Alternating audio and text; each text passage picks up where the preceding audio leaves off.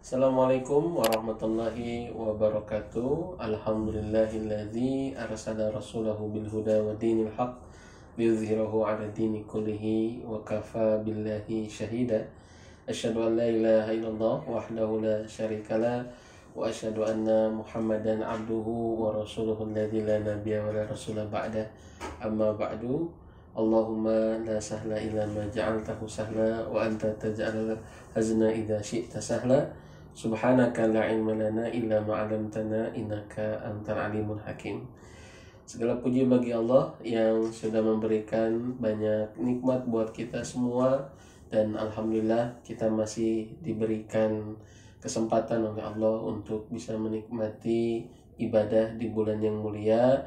Dan tidak lupa sholawat serta salam semoga terlimpahkan kepada tauladan kita Nabi Muhammad SAW, untuk keluarganya, para sahabatnya, dan tentu untuk kita selaku umatnya yang berupaya untuk menghidupkan sunnah-sunnahnya sepanjang masa.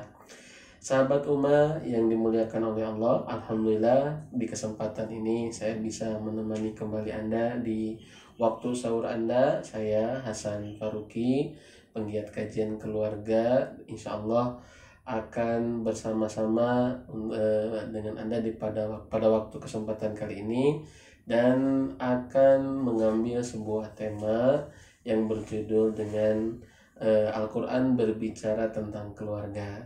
Sahabat-sahabat yang menyaksikan ya, dan teman-temannya, keluarganya yang belum mendownload aplikasi Umma, silakan ya di download aplikasi Umma di Play Store, kemudian juga diaktifkan, dan untuk pertanyaan bisa tekan tombol pensil di pojok sebelah kanan bawah dan ajukan pertanyaan dengan hashtag keluarga Quran. Sahabat umat yang dimuliakan oleh Allah, kita tahu bahwa Al-Quran ini diturunkan di bulan Ramadan. Allah subhanahu wa ta'ala berfirman dalam Quran surat Al-Baqarah, A'udzubillahi minasyaitonirrajim, Syahrul Ramadan alladzi unzila fihi al-Qur'an hudal linnasi wa bainatin minal huda wal furqan. Bahwa syahrul Ramadan, bulan Ramadan, bulan yang diturunkannya Al-Qur'an, ya, petunjuk bagi manusia, penjelasan pada petunjuk itu dan pembeda. Jadi Al-Qur'an diturunkan di bulan Ramadan, dan inilah salah satu asbab kenapa bulan Ramadan ini menjadi bulan yang penuh dengan kemuliaan, karena pada bulan ini adalah bulan diturunkan kitab yang mulia, yaitu Al-Quran. Ya, diturunkan pada malam yang mulia oleh malaikat yang paling mulia, kemudian orang yang mulia, ya, yaitu Nabi Muhammad SAW. Maka tidak heran jika Ibnu Hajar Al-Asqalani mengatakan interaksinya seseorang di bulan Ramadan bersama Al-Quran itu menambah kemuliaan Ramadan tersebut. Bahkan para ulama yang menghidupkan bulan Ramadan ini banyak sekali dengan interaksi dengan Al-Quran, apakah lewat membacanya, apakah lewat mentadaburinya. Ya, dan demikian pula yang dicontohkan oleh Nabi Muhammad SAW. Diriwayatkan dalam hadis yang sahih bahwa Nabi setiap malamnya didatangi oleh malaikat Jibril untuk bertadarus Al-Quran. Ya, maka demikian juga dilakukan oleh para sahabat, para ulama, ya, salafus saleh, ulama-ulama terdahulu. Banyak sekali di bulan Ramadan ini mereka mengoptimalkan pekerjaan utama itu adalah bersama Al-Quran.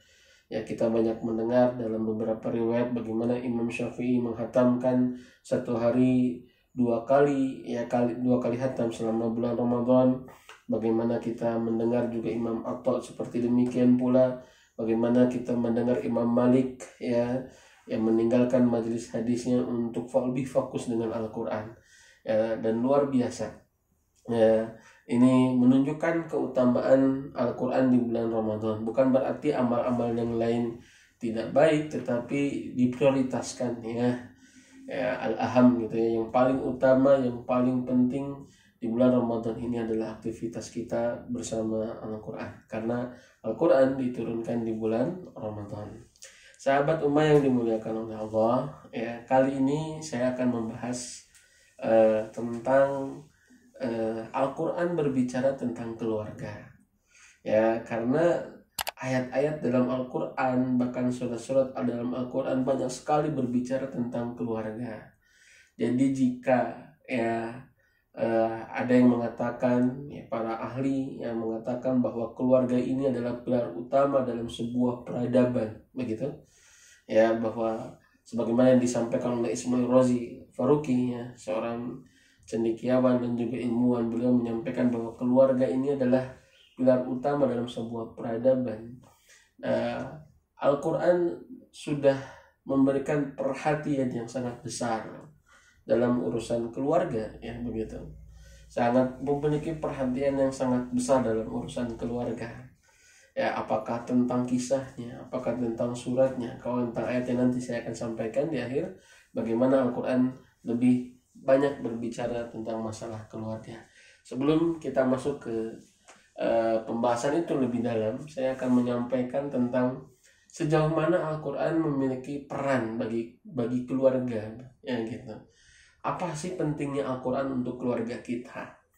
Itu ya. Apa pentingnya Al-Quran dalam kehidupan rumah tangga kita, dalam kehidupan keluarga kita? Karena insya Allah semua kita pasti berkeluarga, ya. Apakah sebagai suami, sebagai istri, atau mungkin bisa jadi sebagai anak, ya. Jadi anda yang jomblo jangan khawatir jika ditanya sudah berkeluarga belum, sudah, ya. Anda jawab sebagai anak, gitu kan, ya. Belum sebagai seorang suami atau belum sebagai seorang istri. Hakikatnya adalah kita semua berkeluarga, ya. Kita lahir dari sebuah keluarga, kita hidup bersama keluarga, ya. Jadi keluarga ini luar biasa, sahabat-sahabat sekalian, tonggak atau pilar peradaban yang paling utama, ya.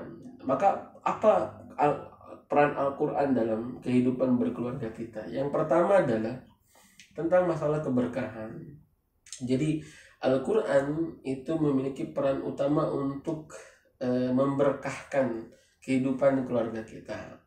Bukankah kita disunahkan, ya, pengantin baru itu disunahkan oleh Rasulullah SAW untuk mendapatkan doa keberkahan?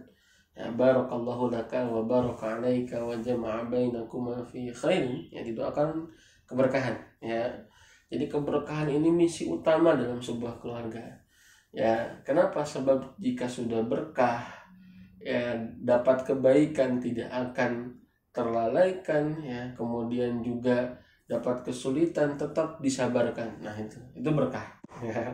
Jadi keluarga berkah bukan keluarga yang tidak ada masalah, bukan keluarga yang tidak memiliki konflik, ya, tetapi bukan keluarga yang selalu mendapatkan banyak nikmat, ya, dunia, enggak, ya. Jadi berkah itu kata para ulama, Imam An-Nawawi mengatakan an-numu atau as-subut, ya, subutul khair atau ziyadatul khair, tetapnya kebaikan atau bertambahnya kebaikan, ya, bertambahnya kebaikan. Maka itulah keberkahan. Kalau bahasa sederhana saya, keberkahan itu melebihi batas kemampuan manusia. Ilmu manusia terbatas, pikiran, ide manusia, analisa manusia terbatas, harta manusia terbatas, tenaga manusia terbatas, ya, kemampuan manusia serba terbatas. Tetapi yang melebihi batas kemampuan manusia itu adalah keberkahan.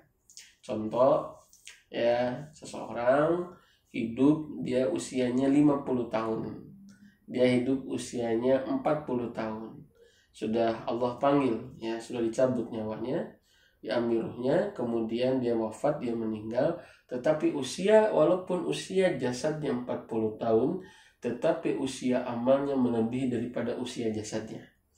Jadi dia masih bisa dapat amal atau pahala dari amal yang dilakukan selama dia hidup walaupun dia sudah meninggal. Itulah berkah. Ilmunya sedikit, kan terbatas ilmunya. Ilmunya sedikit, kemudian tetapi banyak orang yang memanfaatkannya. Tetapi banyak orang yang menghidupkannya, banyak orang yang mengkajinya, banyak orang yang terinspirasi dengan yang disampaikannya. Itulah keberkahan. Sebagaimana yang didapatkan atau yang dituliskan oleh para ulama, ya, Contoh adalah seperti kitab hadis Arba'in ditulis oleh ya cuma 42 hadis, ya ditulis oleh Imam An-Nawawi. Bukunya sangat tipis tapi luar biasa. Ya bahkan kitab ini dipakai lintas mazhab ya. Walaupun penulisnya orang ulama ya dalam mazhab Syafi'i, tapi ternyata hadis Arba'in ini dipakai oleh semua ulama-ulama mazhab. Jadi luar biasa. Inilah keberkahan ya. Kalau kita nulis 42 hadis ya belum tentu jadi kitab seperti hadis Arba'in, di mana belahan dunia para ulama sudah mengkajinya, mensyarahnya, menghafalnya, mengajarkannya untuk para santri, para muridnya. Itulah keberkahan ya. Jadi keberkahan ini melebihi batas kemampuan. Maka hidup berkah itu penting. Saya punya kisah ya, supaya Anda bisa lebih yakin tentang keberkahan, dan supaya kita fokus bagaimana kita untuk mengambil keberkahan itu ya. Alkisah tentang Imam Abu Hanifah rahimahullah. Imam Abu Hanifah ini berdiskusi dengan seorang yang ilhadiyah, ateis. Dia tidak percaya Tuhan ya, begitu. Dia tidak percaya Tuhan. Kemudian Imam Abu Hanifah diprotes ya berkah-berkah lah, sudah tidak dimengerti gitu ya, mustika harti sebenarnya berkah-berkah ya. Yang jelas bisnis itu apa yang dirasakan, yang terhitung, yang didapatkan, yang diuntungkan gitu ya. Nah ini tidak lepas daripada konsep berkah ya. Maka Abu Hanifah ini, cerdasnya Imam Abu Hanifah, dan ini kesekian kalinya saya mendapatkan cerita bagaimana kecerdasan Abu Hanifah untuk mengelola logika ya, sehingga betul-betul menguatkan keimanan kita. Maka kata Abu Hanifah ya, menurut Anda anjing dan kambing itu jika melahirkan anaknya banyak mana? Mulai Abu Hanifah bertanya demikian. Ini pertanyaan pertama. Maka kata orang tersebut dikatakan bahwa jika anjing dan kambing itu melahirkan, maka anjing lebih banyak anaknya. Oke. Pertanyaan kedua kata Abu Hanifah. Ya, pertanyaan kedua kata Abu Hanifah, lalu yang sering dimakan orang itu ya anjing atau kambing? Jelas jawabannya adalah kambing ya, begitu. Lalu pertanyaan ketiga kata Abu Hanifah, yang sering Anda lihat di jalan-jalan itu adalah anjing atau kambing? Ya, begitu. Maka kata Abu Hanifah, kata lawan bicara Abu Hanifah, dia menjawab jelas kambing, karena yang dikembalakan di jalan-jalan itu ya, di padang pasir itu banyaknya kambing bukan anjing. Nah, mulai dia bingung. Kambing lebih sedikit melahirkan daripada anjing, lebih banyak dimakan dan lebih banyak dilihat. Anjing itu lebih sedikit yang melahirkan, lebih banyak melahirkan, tidak dimakan, kemudian juga jarang dilihat. Ya, mulailah bingung si lawan bicara Imam Abu Hanifah ini. Kemudian kata Abu Hanifah, itulah keberkahan, karena kambing lebih diberkahi daripada anjing. Ya, salah satu sebabnya adalah kata Abu Hanifah, sebab anjing terjaga sepanjang malam dan tertidur di waktu pagi atau di waktu subuh, sedangkan kambing sebaliknya. Nah, inilah keberkahan. Makanya ya kalau kata orang Sunda mah peryogi kaludeng gitu ya, butuh keberanian ya untuk bisa mendapatkan keberkahan. Karena kalau kadang-kadang kalau terlalu pakai logika itu tidak masuk itu hitungan kita gitu ya, tidak masuk itu hitungan kita ya. Tetapi harus betul-betul memiliki keimanan dan kepercayaan, keyakinan yang kuat kepada Allah Subhanahu wa taala ya, terkait dengan keberkahan. Ya, maka sekali lagi inilah pentingnya hidup kita berkah ya. Kenapa? Sebab ini melebihi batas kemampuan. Ya, jika diberikan kelebihan nikmat kita menjadi bersyukur ya. Jika banyak hal yang belum bisa diwujudkan kita bisa lebih banyak bersabar. Itulah keberkahan. Nah, bagaimana keberkahan itu bisa didapatkan? Banyak sekali, tapi yang pertama dan yang paling utama adalah ta'ammul ma'al Quran, yaitu interaksi pergaulan seseorang bersama Al-Quran. Apakah lewat membacanya, lewat mentadaburinya, bahkan lewat menghafalnya, itulah yang bisa membuat hidup kita berkah. Maka keluarga yang jauh dari Al-Quran ya adalah keluarga yang jauh dari keberkahan ya, nikmat dimiliki tapi tidak mampu menjadi jalan menenangkan hati. Ya, kemudahan didapatkan tapi tidak bisa mendapatkan ketenangan ya di keluarga. Maka jika keluarga ingin berkah, pastikanlah semua anggota keluarga punya aktivitas bersama Al-Quran. Ini penting sama-sama sekalian ya. Dalilnya sangat banyak ya, subhanallah, dan salah satunya saya sampaikan dalam Quran surat Shad ayat ke-29 di mana Allah Subhanahu wa taala berfirman, "Kitabun anzalnahu ilaika mubarakun liyadabbaru ayatihi wa liyatadzakkara ulul albab." Dan inilah Al-Quran, kitab yang kami menurunkannya kepadamu Muhammad, mubarak, penuh dengan keberkahan. Ya, liyadabbaru ayatihi wa liyatadzakkara ulul albab, supaya bisa ditadabburi ayat-ayatnya dan kemudian ya para ulul albab bisa mengambil banyak pelajaran. Di tempat yang lain di surat Al-An'am ada juga ya, di surat yang lain juga ada wa hadza dzikrun mubarak, dan inilah Al-Quran peringatan mubarak yang penuh dengan keberkahan. Jadi sahabat umat yang dirahmati oleh Allah, ya pertama dan yang paling utama supaya keluarga kita berkah, ya pastikan semua anggota keluarga kita punya interaksi harian ya, setiap hari bukan setiap pekan ya. Jadikan bacaan Quran kita itu sebagai wirid harian kita ya, supaya betul-betul kita mendapatkan keberkahan dalam rumah tangga ya, begitu ya. Nikmat yang ada tidak menjadi jalan kemadharatan, tapi bisa menjadi jalan kebermanfaatan karena hidup kita berkah dan berkah bersama Al-Quran. Sahabat umat, saya ada sebuah kisah di mana ada seseorang yang mau bercerai ya. Ini atas pertolongan Allah ya, mereka bisa kembali lagi, tidak jadi bercerai ya, atau rujuk kembali ya. Saya pernah ada yang konsultasi, kemudian ya mengatakan, "Ustadz, saya minta saran," katanya. "Saya kemarin sudah bercerai, dalam masa iddah saya rujuk kembali." Ya, saya bilang, "Masalahnya apa?" Ya, "Istri saya KDRT." Jadi bukan suaminya KDRT, istrinya. Suka mukul-mukul suaminya, nyiksa suaminya. Oke, saya bilang, "Sekarang bagaimana?" "Saya sudah kembali."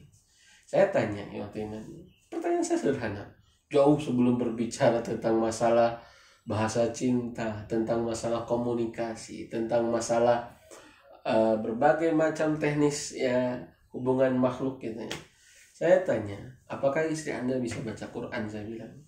Kemudian dia bilang, "Itu masalahnya, Ustaz. Saya baru tahu dia baru nggak bisa baca Quran. Padahal pernikahannya sudah 12 tahun, anaknya sudah 2 atau 32 kalau tidak salah.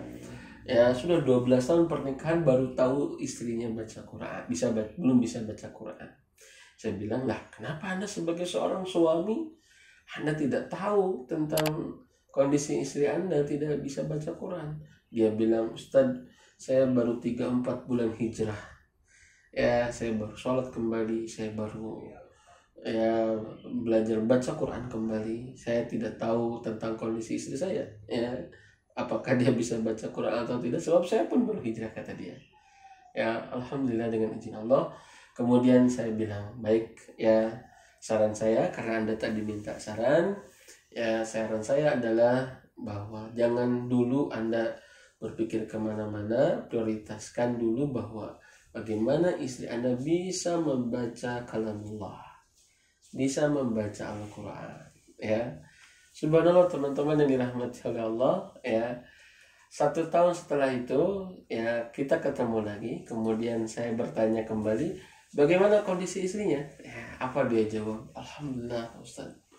Ya, setelah belajar Quran, kemudian juga hari ini rumah kami menjadi tempat untuk belajar Quran, tetangga-tetangga kami, anak-anak kami, dan Masya Allah ya, sekarang kami bisa belajar bareng dan kami tetap berumah tangga, berkeluarga." Subhanallah, Masya Allah, tabarakallah. Dan ini salah satu asbabnya adalah bagaimana menghidupkan Quran dalam rumah tangga kita. Makanya saya, teman-teman sekalian, sahabat ummah yang dirahmati oleh Allah, saya mengambil hikmah. Kenapa doa Nabi itu adalah doa keberkahan untuk rumah tangga? Karena bisa jadi, sahabat-sahabat sekalian, ya, bisa jadi mungkin hikmahnya karena banyak sekali permasalahan urusan rumah tangga yang tidak bisa kita selesaikan dengan akal kita, yang tidak bisa diselesaikan dengan harta kita, yang tidak bisa diselesaikan dengan status sosial kita, ini ya. Banyak sekali permasalahan rumah tangga yang hanya bisa diselesaikan oleh pertolongan Allah.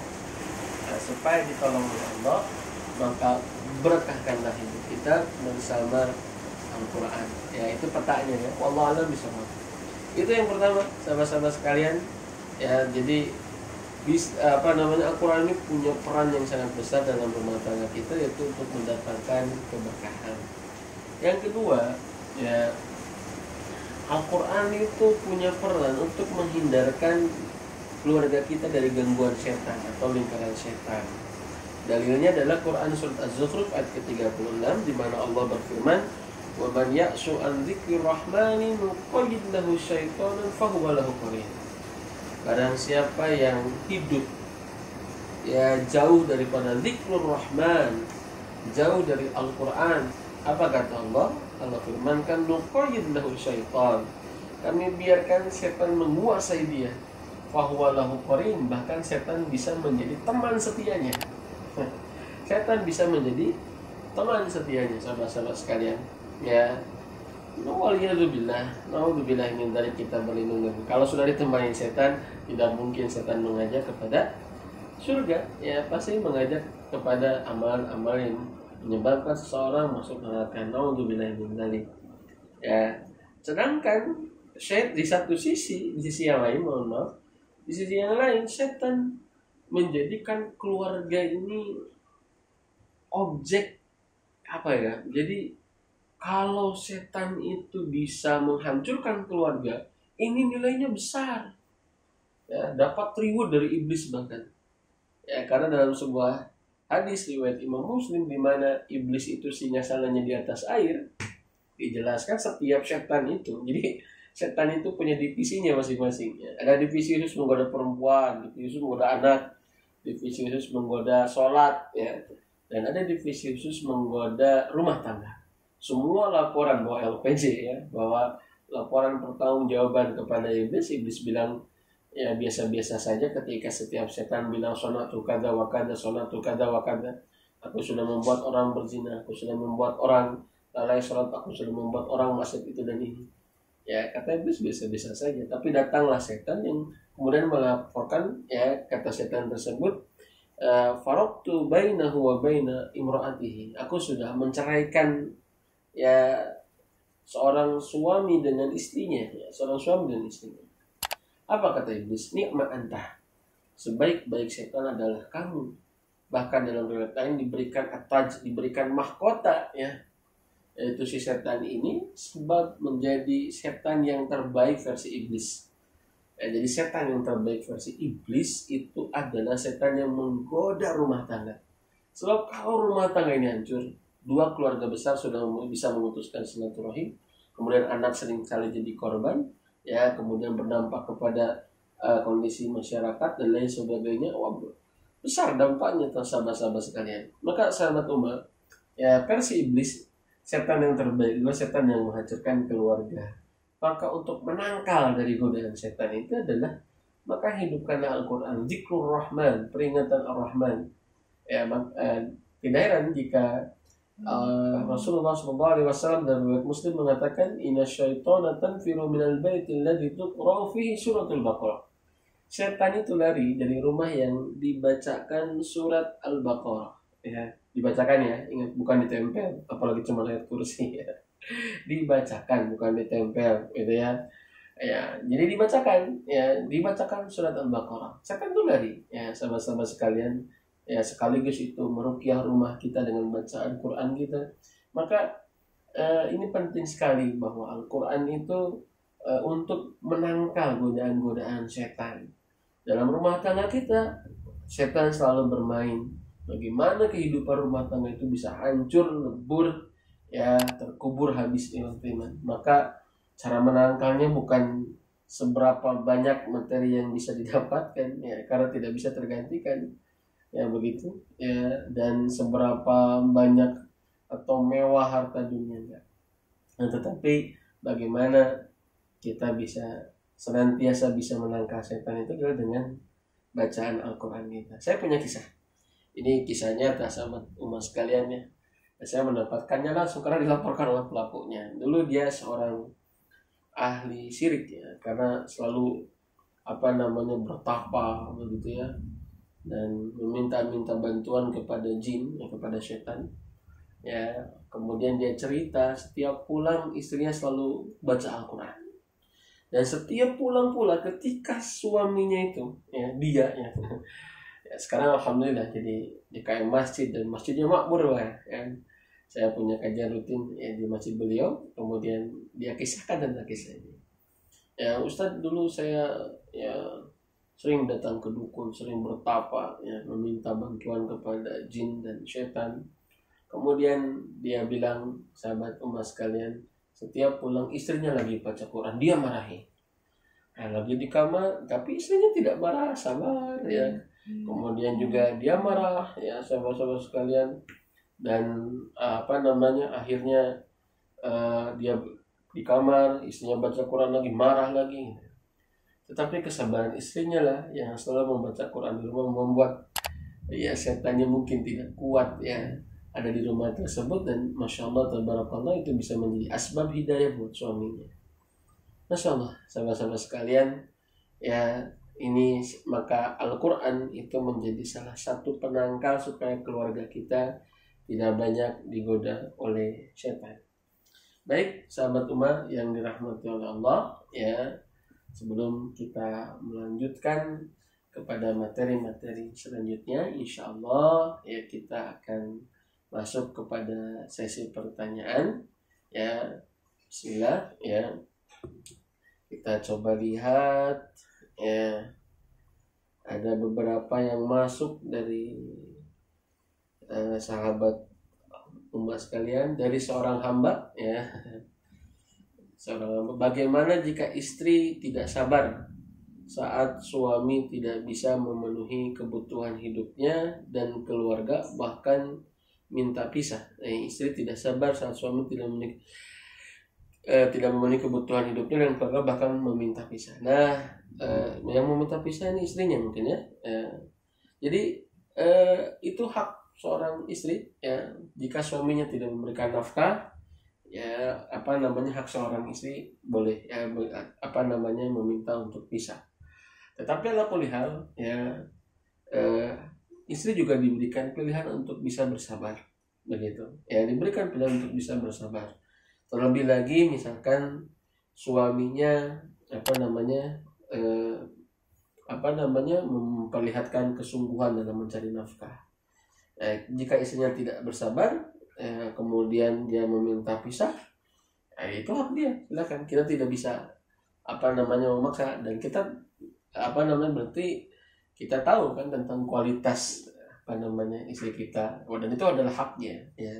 Jika kita belum bisa memberikan nafkah atau kewajiban kepada istri kita ya, wallahu a'lam bishawab yang begitu. Yang kedua dari mamah, tapi saya nggak tahu mamahnya siapa ini ya. Ya. Apa hukumnya ketika suami selalu menghina dan mencela keluarga istri? Ya, zalim, yang jelas ya. Ya, zalim ini tidak boleh. Ya, la yafruq mu'minun mu'minatan, kata Nabi, janganlah seorang suami mencela istrinya. In kariha minha khuluqan radiya minha akhar. Jika dia melihat sesuatu yang jelek dari istrinya, dia bisa ridho di perkara yang lain pada istrinya. Ya, jadi tidak boleh, dan itu sudah perbuatan zalim. Bahkan dalam surat An-Nisa ayat 19 kita diperintahkan untuk bermuasyarah dengan cara yang ma'ruf, wa ashiruhunna bil ma'ruf. Ya, fa in karihtumuhunna, kata Allah, asa an takrahu syai'an wa yaj'alallahu fihi khairan katsiran. Jadi bermuasyarahlah, bergaullah kalian dengan cara yang ma'ruf ya. Dan bisa jadi kalian melihat sesuatu yang jelek dari pasangan kalian, dan Allah menyimpan banyak kebaikan. Wallahu a'lam bishawab. Maka kata Al-Imam Ibnu Katsir rahimahullah ketika menyebutkan wa'ashiruhunna bil ma'ruf thayyibu aqwalakum wa ahsinu af'alakum. Jadi perbaikilah kata-kata kalian dan perbaguslah akhlak atau perbuatan kalian. Jadi saya kira terlarang ya, tidak boleh ya. Pertanyaan ketiga adalah dari Muhammad Ferry Ferdianto. Bagaimana cara menegur tetangga yang membicarakan jelek keluarga kita? Ya kalau ada yang membicarakan jelek, ya kita ingatkan bahwa apa yang Anda sampaikan itu tidak sesuai dengan faktanya, atau tidak sesuai dengan kenyataannya ya. Nah, tetapi ingat bahwa kita tidak bisa menguasai hati orang lain. Kalau kita sudah mengingatkan dia masih berbuat menjelek-jelekan keluarga kita, silakan kepada Allah ya, dan itu tidak akan mengurangi kemuliaan kita di hadapan Allah. Bahkan bisa jadi itu cara kita untuk bisa mendapatkan pahala dari orang-orang yang menuduh kejelekan terhadap kita. Sangat mungkin sekali ya. Orang yang menjelek-jelekan kita, mereka punya kebaikan ya, tidak sesuai dengan apa yang dia tuduhkan, ya pahala mereka pindah ke kita. Mungkin caranya demikian supaya kita bisa dapat pahala dari Allah ya, kita bersyukur kepada Allah. Tapi ingat bahwa orang yang menjelek-jelekan kita tidak memiliki kekuasaan untuk memberikan kehinaan dan kemuliaan ya. Wallahu a'lam bishawab.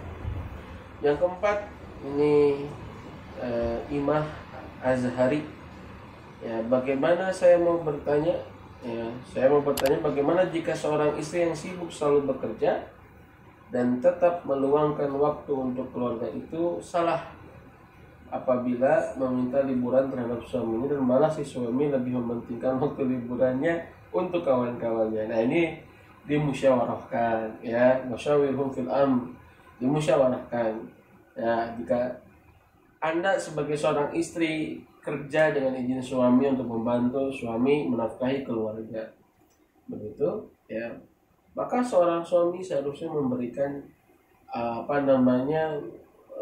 mengurangi begitu, membantu kewajiban istrinya, sebab kewajiban suaminya sudah terbantu oleh istrinya.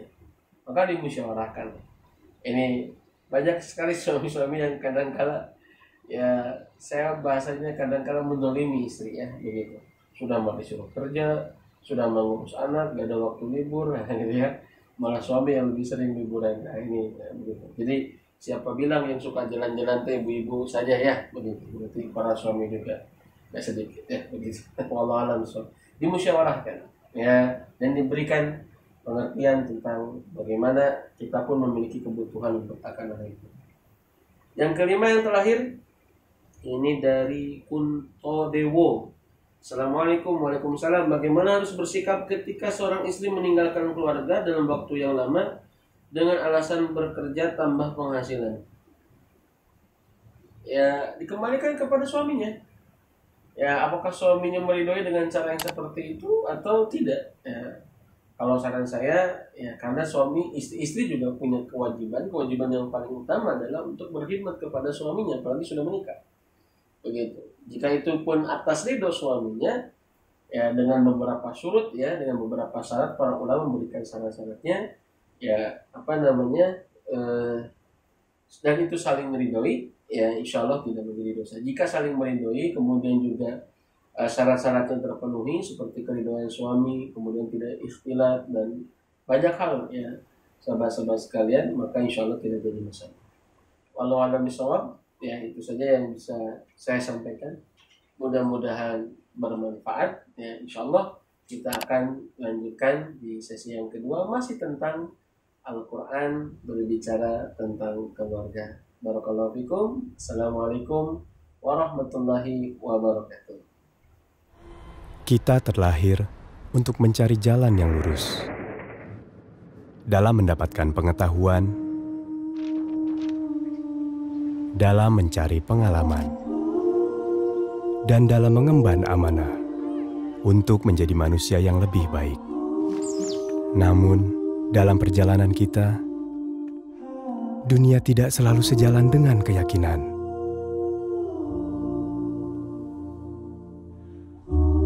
Zaman mendatangkan beragam pilihan.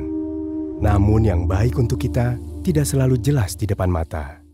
Karena itu, Ummah hadir untuk kita.